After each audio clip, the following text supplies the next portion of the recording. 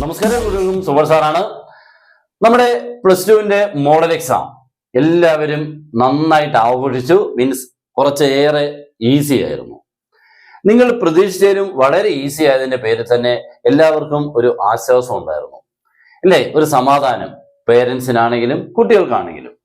പക്ഷെ നമ്മളൊരു കാര്യം ഓർക്കണം, ഇത്രയ്ക്ക് ഈസി ആയിട്ട് വരുമോ നമ്മുടെ പബ്ലിക് എക്സാം? അതോ ഒരു കാര്യം മാത്രമാണ് ഞാൻ ഈ പറയുന്നത്. പബ്ലിക് എക്സാമിന് ഇത് തന്നെ വരണമെന്നോ ഇതേപോലത്തെ വരണമെന്നോ ഒന്നും നിർബന്ധമില്ല. നമുക്ക് ഏകദേശം ഒരു 5 സെറ്റ് ക്വസ്റ്റ്യൻ പേപ്പർ ആണെന്ന് തോന്നുന്നു അതിന്റെ രീതിയിൽ കൂടെ ഇതെല്ലാം ചെയ്യുന്നതിന് വേണ്ടി എടുത്തേക്കുന്നത്. അതിനുള്ളിൽ നിന്ന് ഓരോന്ന് വീതമാണ് നമുക്ക് തരുന്നത്. അപ്പോൾ മറ്റേ ക്വസ്റ്റ്യൻ പേപ്പർ ഇത്ര ഈസി ആവാനോ ഇതിലും ഈസി ആവാനോ ഇതിലും ടഫ് ആവാനോ ഒക്കെ സാധ്യതയുണ്ട്. എന്തായാലും ഞാൻ അതൊരു ഭാഗം പറഞ്ഞെന്ന് പറഞ്ഞു കഴിഞ്ഞാൽ നമ്മൾ അങ്ങനെ അങ്ങ് വിശ്വസിച്ച് പബ്ലിക് എക്സാമിന് പോകരുത്. അത്ര ഈസിയാണെന്ന് വിചാരിച്ചുകൊണ്ട് നിങ്ങൾക്ക് ഇപ്പൊ കിട്ടുന്ന സമയം മാക്സിമം നന്നായിട്ട് യൂസ് ചെയ്യണം. നിങ്ങൾ പല ക്വസ്റ്റ്യൻസുകളും അതിനകത്തോട് കണ്ടത് എന്താണ്, വളരെ ഈസി ആയിട്ടുള്ളതും ടെക്സ്റ്റ് ബുക്കിൽ ഇപ്പൊ നന്നായിട്ട് ഒരുവിധമൊക്കെ പഠിച്ചുകൊണ്ട് പോയവർക്ക് എല്ലാം എഴുതാൻ പറ്റി. എന്തുകൊണ്ടാ? ടെക്സ്റ്റ് ബുക്കിൽ അതേപടി വന്നേക്കാണ്, അല്ലേ? അതേപോലെ കുറെ ക്വസ്റ്റ്യൻസുകൾ നമ്പർ പോലും മാറാതെ വന്നിട്ടുണ്ട്. പിന്നെ നമ്പറൊക്കെ മാറ്റി അതേപോലത്തെ ക്വസ്റ്റ്യൻസുകൾ വന്നിട്ടുണ്ട്. പിന്നെ 1-2 എന്തൊക്കെയോ ചെറിയ മാറ്റങ്ങൾ, അതൊരു ക്വസ്റ്റ്യൻ പേപ്പറിനെ സംബന്ധിച്ചിടത്തോളം വരുന്നതാണ്. ഇത്രയ്ക്ക് ഈസി ആയിട്ടുള്ള ക്വസ്റ്റ്യൻ പേപ്പർ നിങ്ങൾ പഠിച്ച് പാസ്സായി നല്ല മാർക്ക് കിട്ടിയിട്ട് നിങ്ങൾ ആലോചിക്കണം, ഇതും കൊണ്ട് ഇനി എന്താണ് അടുത്തത്, നെക്സ്റ്റ്, വാട്ട് ഈസ് നെക്സ്റ്റ്? അതാണ് നമുക്ക് അറിയേണ്ടത്. എന്താണ് അടുത്തത് പോകേണ്ടതെന്നുള്ളത് നോക്കുമ്പോഴാണ് ഇതിൻ്റെ ഉള്ളിലുള്ള ഈ പ്രശ്നങ്ങൾ നിങ്ങൾ ചറിയാൻ പോകുന്നത്. എന്താണെന്ന് വെച്ച് കഴിഞ്ഞാൽ നമ്മൾ ഇനി അടുത്തതിന് എന്താ പോകുന്നത്, ഒരു ഹയർ സ്റ്റഡിയാണ്, അല്ലേ? ഹയർ എന്ന് ഉദ്ദേശിക്കുമ്പോഴേ ഇതിനേക്കാളും കൂടുതൽ പഠിക്കാനുണ്ടെന്നുള്ളതാണല്ലോ, അല്ലാതെ ലോവർ സ്റ്റഡി അല്ലല്ലോ പോകുന്നത്.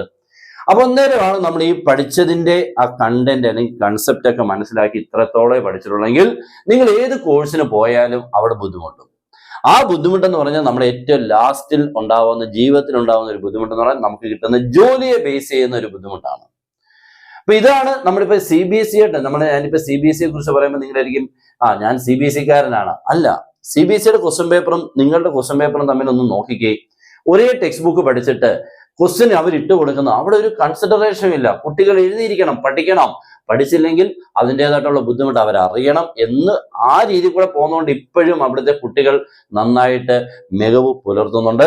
നിങ്ങളുടെ എന്ന് പറഞ്ഞാൽ നമ്മുടെ ഇപ്പൊ കേരള സിലബസിലെ കുട്ടികൾക്ക് എന്ന് പറഞ്ഞാൽ നല്ല കഴിവുണ്ട്.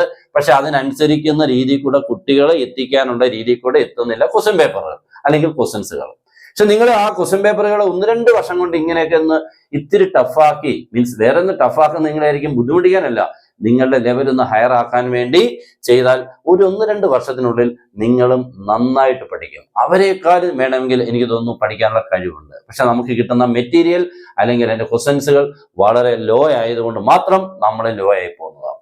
അപ്പൊ ഇതുകൊണ്ടുണ്ടാകുന്ന കുഴപ്പങ്ങളിൽ ഒന്നാ ഞാൻ ഈ പറഞ്ഞത്, പബ്ലിക് എക്സാം അങ്ങനെ തന്നെ ആയിരിക്കണമെന്നില്ല. 2, ഇങ്ങനെ പഠിച്ചു പോകുമ്പോൾ നമ്മൾ അടുത്തൊരു എക്സാം, ഇപ്പൊ എന്തിനും എക്സാം ആണ്, എന്ത്? എൻട്രൻസ് എക്സാം, അല്ലേ? നിങ്ങളിപ്പോ കീം എക്സാം എഴുതാൻ പോകുന്നുണ്ട്. ഇനി മറ്റുള്ള എക്സാംസുകളൊക്കെ JEE എന്ന് പറഞ്ഞാൽ പല കുട്ടികളും ശ്രദ്ധിച്ചിട്ട് പോലും JEE ഉണ്ടോ, JEE ഒക്കെ ആരാന്നൊക്കെ, അവരാരൊക്കെ ഞാൻ കണ്ടിട്ടില്ലല്ലോ. അത്രയ്ക്ക് പരിചയമില്ലാത്ത കുട്ടികളുണ്ട്. JEE എന്നൊക്കെ പറഞ്ഞു കഴിഞ്ഞാൽ വേറെ ആരുടെ മനുഷ്യരാണ്, അതല്ല. ആ എൻട്രൻസ് എക്സാം എന്താണെന്ന് പോലും അറിയാൻ വയ്യാത്ത ഒത്തിരി കുട്ടികളുണ്ട്. പക്ഷെ ഈ ലാസ്റ്റ് ടൈമിൽ 12 ലക്ഷം ആൾക്കാർ എഴുതി, നിങ്ങളുടെ പ്രായത്തിലുള്ളവർ, അല്ലേ? ഇന്ത്യ മുഴുവൻ. നമ്മൾ അതിൻ്റെ അകത്തൊന്നും കണ്ടിട്ടുമില്ല, കേട്ടിട്ടുമില്ല, എഴുതിയിട്ടുമില്ല. അത് ഒത്തിരി കുട്ടികൾ കേരളത്തിലുണ്ട്. പിന്നെ കുറെ കുട്ടികൾ എഴുതിയിട്ടുണ്ടാവും. ഓക്കെ, അത് വളരെ കുറവാണ്. ഇനി അതിന്റെ പെർസെൻറ്റേജ് നോക്കുമ്പോൾ 100% കിട്ടിയവർ കേരളത്തിൽ നിന്ന് ആരുമേ ഇല്ല. പിന്നെ അങ്ങോട്ട് താഴോട്ട് വരുമ്പോൾ 99.8, അത് നമ്മുടെ റിപ്പീറ്റ് ചെയ്തൊരു ബാച്ചിലുള്ള ഒരു കുട്ടിയാണ്. അപ്പോൾ നമ്മളുടെ ആ രീതിയിലൊക്കെ എത്തുന്നതിന്റെ ഒന്നാമത്തെ തന്നെ നമ്മുടെ ഒത്തിരി ലോ ആണെന്ന് മനസ്സിലായി. ആ ലെവലിലോട്ട് ചിന്തിക്കുന്നതിന്റെ മനസ്സുള്ളവരുടെ എണ്ണം വളരെ കുറവാണ്. പിന്നെ ഇങ്ങനെ നമുക്കൊരു ജോലി കിട്ടും. നമുക്ക് നമ്മുടെ ഇന്ത്യൻ കമ്പനീസ് നല്ല അടിപൊളിയായിട്ടുള്ള നല്ല സാലറി കൊടുക്കുന്ന കമ്പനീസ് ഉണ്ട്. അത് ഒത്തിരിയാണ്, കുറച്ചൊന്നുമല്ല. അറിയാം, ഇത്രയും ജനസംഖ്യയുള്ള രാജ്യത്ത് ഇത്രയും കമ്പനീസ് ഉള്ളപ്പോൾ അതിനനുസരിച്ചുള്ള നമുക്ക് ലാഭങ്ങളും ഉള്ള ഒത്തിരി കമ്പനീസ് ഉണ്ട്, അതിനനുസരിക്കുന്ന സാലറി ഉണ്ട്. പക്ഷെ നമുക്ക് ഇവിടെ എത്തിപ്പെടണമെന്നുണ്ടെങ്കിൽ ഏത് എൻട്രൻസ് പാസ്സായി ഏത് കോളേജുകളിൽ പഠിച്ചെങ്കിലേ ഉള്ളൂ എന്നൊക്കെ എന്നുള്ളത് നിങ്ങൾ തിരിച്ചറിയണം. ഇപ്പൊ നമ്മൾ കീം എൻട്രൻസ് എഴുതാൻ പോകുന്നുണ്ട്, അല്ലേ? കീമിന് എഴുതാൻ പോകുമ്പോൾ കീമിൽ കൂടെ കിട്ടുന്ന ഒരാൾക്ക്, അല്ലെങ്കിൽ കീം പാസ്സായി എല്ലാം എൻട്രൻസ് പാസ്സായി അത് കഴിഞ്ഞിട്ട് എഞ്ചിനീയറിംഗ് നമ്മുടെ കേരളത്തിൽ പഠിച്ചിറങ്ങിയാൽ നമുക്ക് ഏതുവരെ എത്തും എന്നുള്ളതോടെ ഒന്ന് ചിന്തിക്കണം. മോശമില്ലാത്ത ജോലികൾ കിട്ടുന്ന പ്ലേസ്മെന്റ് ഉള്ള കോളേജസ് ഉണ്ട്, അത് വളരെ കുറവാണ്. അപ്പൊ അവിടുന്ന് അത്രയും മാത്രം കുറച്ച് കുട്ടികൾക്ക് മാത്രമേ അവിടുന്ന് ഒരു പ്രയോജനം ഉണ്ടാവുള്ളൂ. മറ്റുള്ളവരെല്ലാം എഞ്ചിനീയേഴ്സ് ആണ്. ബട്ട് എങ്ങുമേ ജോലി കിട്ടാൻ സാധ്യത വളരെ കുറവാണ്. അവസാനം അവർ എഞ്ചിനീയറിംഗ് ജോലി അല്ല ചെയ്യുന്നത്, ഏതെങ്കിലും സാധാരണ ഡിഗ്രിക്കാരൻ്റെയോ ഇല്ലെങ്കിൽ ഒരു പ്രായമായതിന്റെ പേരിൽ എന്തൊക്കെയോ പഠിച്ചതിന്റെ പേരിൽ ഒരു ജോലി എന്നേ ഉള്ളൂ. നമ്മൾ പഠിച്ച ഒരു കോഴ്സിന്റെ ജോലി കിട്ടാൻ സാധ്യത കുറയും.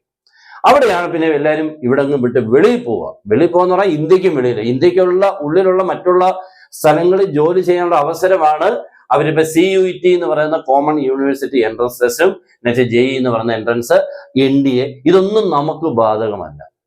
അവിടേക്ക് JEE പാസ്സായി കഴിഞ്ഞാൽ അങ്ങനെയുള്ള കോളേജുകളിൽ നമുക്ക് കിട്ടി നമ്മുടെ ഇന്ത്യക്കുള്ളിൽ തന്നെ പഠിച്ചിറങ്ങി നല്ലൊരു ജോലി ഇവിടെ തന്നെ നമ്മുടെ വീട്ടുകാരെ നോക്കി ജീവിക്കാം, അച്ഛനമ്മമാരെ നോക്കി ജീവിക്കാം. ഇതിപ്പോ വെളിയിൽ പോകുന്നവർ അവിടെ ചെന്നിട്ട് എന്ത് ജോലിയും ചെയ്യാൻ തയ്യാറാ? ആരും കാണുന്നില്ല. ഏറ്റവും മോശപ്പെട്ട ജോലികളിൽ വരെ ചെയ്യുന്നുണ്ട്, നല്ല ജോലിയുണ്ട്. പക്ഷെ അതൊന്നും ഇവിടെ അറിയുന്നില്ല, എല്ലാവരും വെളിയിലാണെന്നുള്ളതേ ഉള്ളൂ.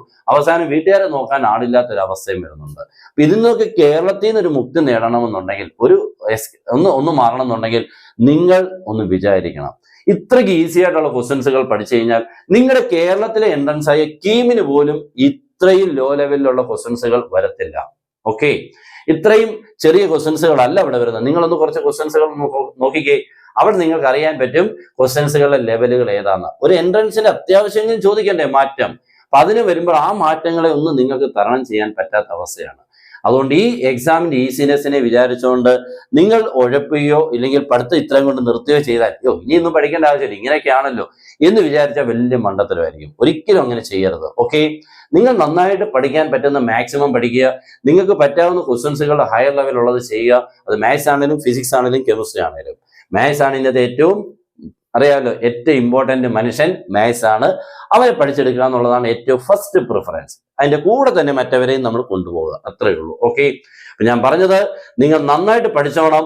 ഈ ഈസിനെസ് നിങ്ങളെ ഒരിക്കലും മടിയന്മാരാക്കല്, ഇല്ലെങ്കിൽ പഠിത്തത്തിനെ ഇത്രയേ ഉള്ളൂ എന്ന് വിചാരിക്കാൻ ഒരിക്കലും അങ്ങനെ ഒരു കാരണമാവരുത്. ഓക്കെ, ഏറ്റവും നന്നായിട്ട് പഠിക്കണമെങ്കിൽ നിങ്ങൾ ഹയർ സ്റ്റഡീസിനുള്ളിൽ അല്ലെങ്കിൽ ഹയർ കോഴ്സുകൾക്കുള്ള കാര്യങ്ങൾക്ക് എന്തൊക്കെയാണ് പഠിക്കാനുള്ളതെന്നുള്ളത് തിരിച്ചറിയാദ്യം. അവിടെയാണ് CBSE കുട്ടികൾ മാറാൻ പോകുന്നത്. CBSEക്ക് എക്സാമിൽ നല്ല ടഫ് ക്വസ്റ്റ്യൻസുകൾ അവർ പ്രാക്ടീസ് ചെയ്ത് വരുന്നതുകൊണ്ട് അതേ ലെവലിലുള്ള എൻട്രൻസ് വരുമ്പോൾ അവർക്ക് വളരെ ഈസിയാണ്. അപ്പൊ ആ CBSEക്ക് പഠിക്കുന്ന കുട്ടികൾ എൻട്രൻസിന് പാസ്സാവുന്നവരുടെ എണ്ണവും നമ്മുടെ പാസ്സാവുന്ന റേഷ്യോ ഒക്കെ നോക്കുമ്പോഴാണ് അറിയേണ്ടത്. എണ്ണം നോക്കണ്ട, അവരുടെ 10-1 ആൾക്കാർ പോലും നമ്മുടെ എന്ന് പറഞ്ഞാൽ കേരള സിലബസ് പഠിക്കുന്ന ആൾക്കാർ എഴുതുന്ന എക്സാമിന്റെ 10-1 ആൾക്കാർ പോലും CBSE എഴുതുന്നില്ല. പക്ഷേ ടോപ്പ് റാങ്കേഴ്സ് എത്ര നോക്കുമ്പോൾ അവരതിന് ഒത്തിരി മുന്നേറും. ഇതൊക്കെ ഞാൻ ഇങ്ങനെ നോക്കി സ്റ്റഡി ചെയ്ത് പറയുന്നതുകൊണ്ടാണ് നിങ്ങളൊന്ന് അറിയുന്നത്. ഇല്ലെങ്കിൽ നിങ്ങളതൊന്നും അറിയാതെ പേരൻസ് ആണെങ്കിൽ ഒന്നും അറിയാതെ ഇപ്പോൾ ഒരു വഴിക്കങ്ങ് ഓടുക. അപ്പൊ നന്നായിട്ട് പഠിച്ചോണം, അതൊന്ന് ഓർമ്മിപ്പിക്കാൻ വേണ്ടി വന്നതാണ്. പിന്നെ നമ്മുടെ ക്ലാസ് ഉണ്ട്, ജോയിൻ ചെയ്യാം. മാത്സിനൊക്കെ ഏറ്റവും സൂപ്പർ ട്രിക്സ്, എല്ലാ ഷോർട്ട് ട്രിക്സ് എല്ലാം വെച്ചുണ്ട്. മീൻസ് നോട്ട്സ്, മെറ്റീരിയൽ എല്ലാം, ക്ലാസ്സും എല്ലാം തന്ന് പ്രീവിയസ് ഇയർ ക്വസ്റ്റ്യൻസുകളെല്ലാം ഉൾപ്പെടെയുള്ള ക്ലാസ്സുകൾ കിട്ടും. ജോയിൻ ചെയ്യാൻ താഴെ നിന്നുള്ള നമ്പർ നിങ്ങൾ കോൺടാക്ട് ചെയ്യാം. ഒന്നിൽ കോൾ ചെയ്യാം, അല്ലെങ്കിൽ വാട്സപ്പിൽ മെസ്സേജ് ചെയ്യാം. ഫിസിക്സ് ഉണ്ട്, മാത്സ് ഉണ്ട്, കെമിസ്ട്രി ഉണ്ട്, എല്ലാം ഉണ്ട് കേട്ടല്ലോ. എല്ലാം ഉണ്ട്, ഏറ്റവും അടിപൊളിയായിട്ട് കിട്ടും. അപ്പൊ എല്ലാവരും നമ്മുടെ ക്ലാസ്സുകളൊക്കെ നിങ്ങൾക്ക് ഒന്ന് കാണാൻ പറ്റും. അന്നേരം നിങ്ങൾക്ക് മനസ്സിലാവും എൻട്രൻസിന്റെ ക്വസ്റ്റ്യൻസുകളും +2ന്റെ ക്വസ്റ്റ്യൻ നമ്മളെ വ്യത്യാസം.